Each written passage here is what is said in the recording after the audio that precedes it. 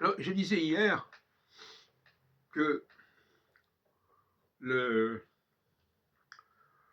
phase 45 est une phase de rejet des réformes, et que la phase 0, c'est au contraire l'acceptation des réformes.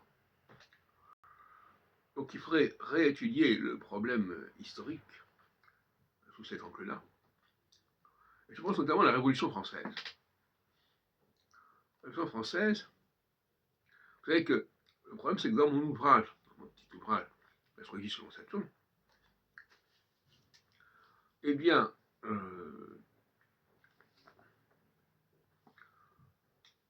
nous sommes à la charnière entre les poissons et le bélier. Donc, notez cette bizarrerie, c'est pas une bizarrerie, c'est un constat.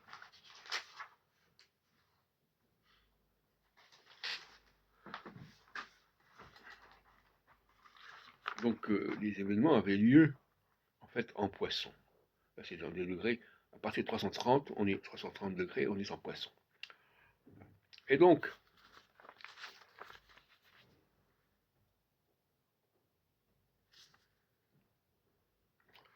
ce que je veux dire,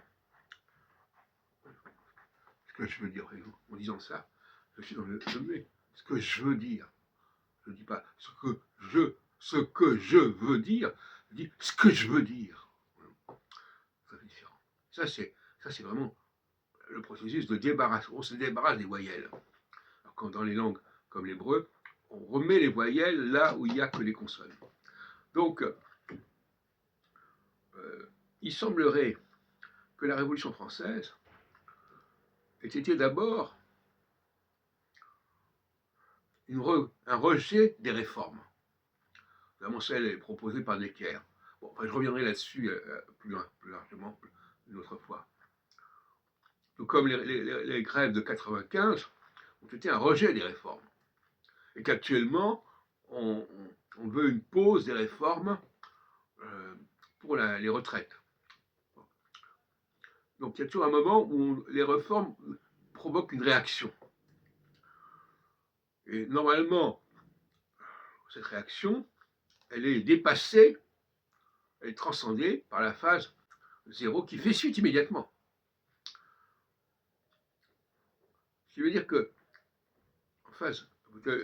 en phase 0, les réformes finissent par être acceptées, alors qu'elles étaient rejetées en phase 45. Ou inversement.